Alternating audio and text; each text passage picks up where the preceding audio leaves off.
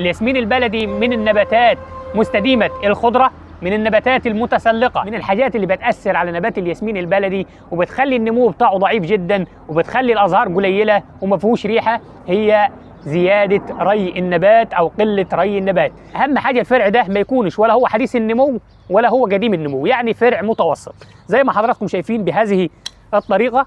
بناجي في العقلة من فوق بنعمل قطع بميل، يعني بزاوية 45 درجة، ونبدأ نغرسها في التربة بتاعتنا. أصدقائي الغاليين في كل مكان، أهلا بكم جميعا. معكم أخوكم عمرو الحداد من قناة ازرع صح. النهارده هنتكلم عن نبات مهم جدا، نبات مزهر، الأزهار بتاعته ريحتها جميلة جدا.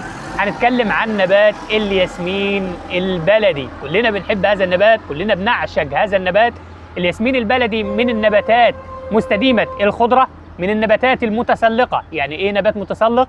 يعني لا يستطيع النمو رأسيا بمفرده، فعشان كده لازم بيحتاج دعامة إن هو يتسلق عليها. فعشان كده دايما بنزرع الياسمين البلدي جنب الأشجار، بنزرعه جنب الجدران، بنزرعه جنب شباك، جنب باب، علشان يتسلق عليها الياسمين البلدي ويدينا الزهرة والريحة الجميلة جدا.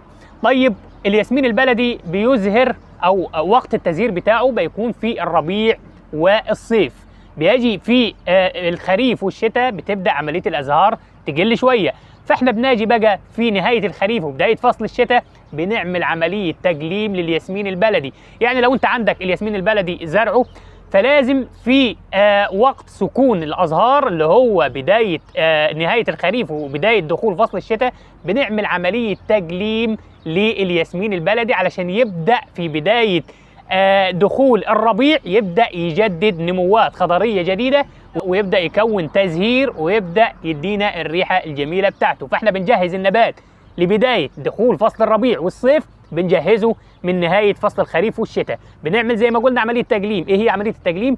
بنتخلص من كل الأفرع اليابسة اللي موجودة عليه، بنتخلص من الأزهار القديمة علشان يبدأ يجدد في عملية التزهير.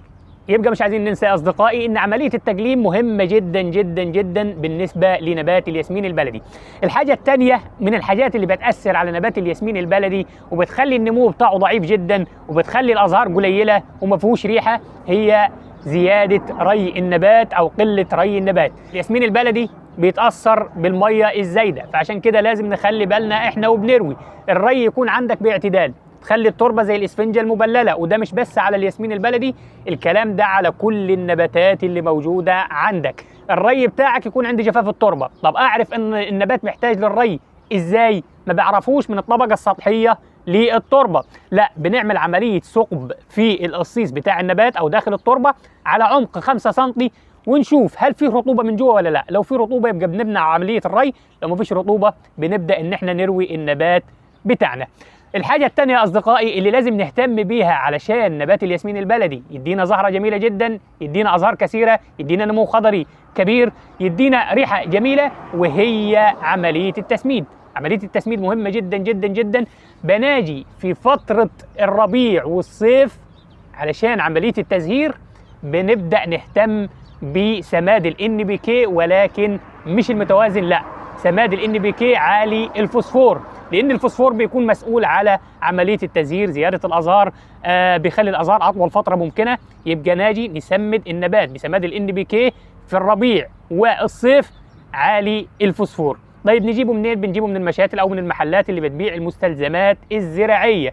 معلقة شاي صغيرة على لتر مية ونبدأ نروي بيها النبات مرة كل 15 يوم. ده بالنسبة أصدقائي للتسميد. النبات طبعا بيكون قليل جدا بالنسبة للحشرات والأمراض، يعني بيقاوم الأمراض وبيقاوم الحشرات، مفيش مشكلة فيه خالص. آخر حاجة هنتكلم عنها علشان تحافظ برضو أيضا على الياسمين اللي عندك. لو أنت زرعه في قصيص، لو أنت زارع نبات الياسمين البلدي، لو أنت زرعه في الأرض مفيش مشكلة خالص عندنا. لو أنت زارع نبات الياسمين البلدي في قصيص، لازم كل فترة بتعمل عملية تدوير أو نقل النبات من قصيص صغير لقصيص أكبر منه، علشان النبات يبدأ يكون نموات خضرية جديدة، يبدأ يكبر، تدي فرصة للجذور إن هي تنتشر. فلازم حجم النبات يكون أصغر من حجم القصيص اللي مزروع فيه. وده أيضا مش بس على نبات الياسمين البلدي، ده لازم يكون على كل النباتات اللي موجودة عندك. لو النبات كبير والقصيص صغير نعمل عملية تدوير أو نقل لقصيص أكبر. اخر حاجه هنتكلم عنها بالنسبه لنبات الياسمين البلدي وهي عمليه التكاثر. تكاثر الياسمين البلدي بيتم عن طريقتين، اما التعجيل واما الترقيد الارضي. طيب التعجيل كلنا عارفينه ان احنا بنجيب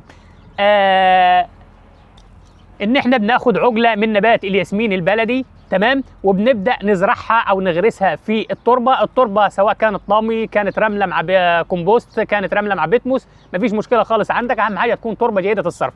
كل اللي احنا بنعمله بناخد فرع صغير، اهم حاجه الفرع ده ما يكونش ولا هو حديث النمو ولا هو قديم النمو، يعني فرع متوسط زي ما حضراتكم شايفين بهذه الطريقه. دي العجله يا اصدقائي، الطول بتاعها بيكون من 10 ل 15 سم، وبنبدا نتخلص من كل الاوراق اللي موجوده، بنسيب ورقه واحده فقط. بناجي في العجله من فوق بنعمل قطع بميل، يعني بزاويه 45 درجه بنفس الطريقه كده.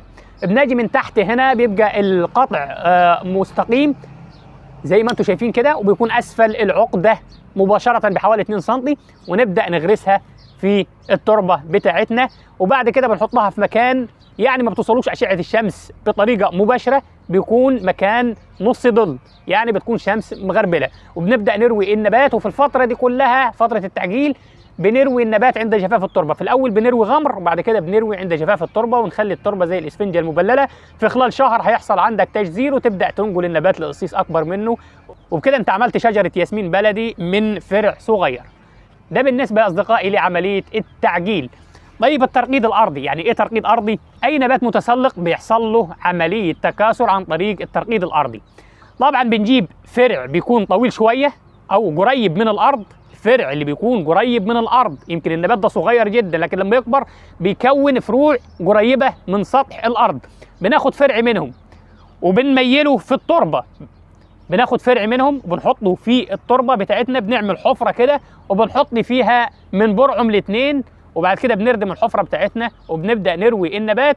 ففي الحفره دي بيكون جذور، بعد ما بتكون جذور يعني في خلال شهر بنبدا نقص الفرع بتاعنا ونبدا ننقله من الارض ونزرعه في مكان، وكده عملنا شجره ياسمين بلدي جديده. فهو ده كل شيء عن زراعه الياسمين البلدي او عن نبات الياسمين البلدي.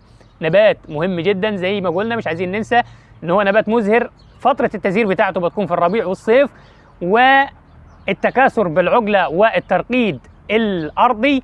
والحاجه الثانيه اصدقائي التسميد مهم جدا. في فتره التزهير بنسمد بسماد عالي الفوسفور، في فتره السكون بتاعه التزهير بنسمد عادي مفيش مشكله بالنيتروجين، يعني في فصل الشتاء والخريف بنسمد بعالي النيتروجين.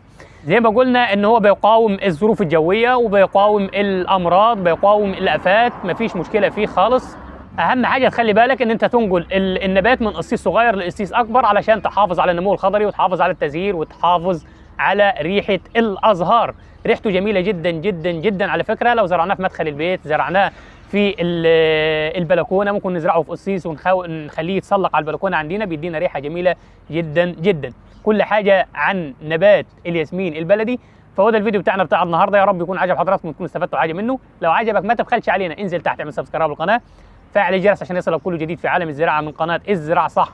شكرا لكم على المتابعه، والسلام عليكم ورحمه الله وبركاته.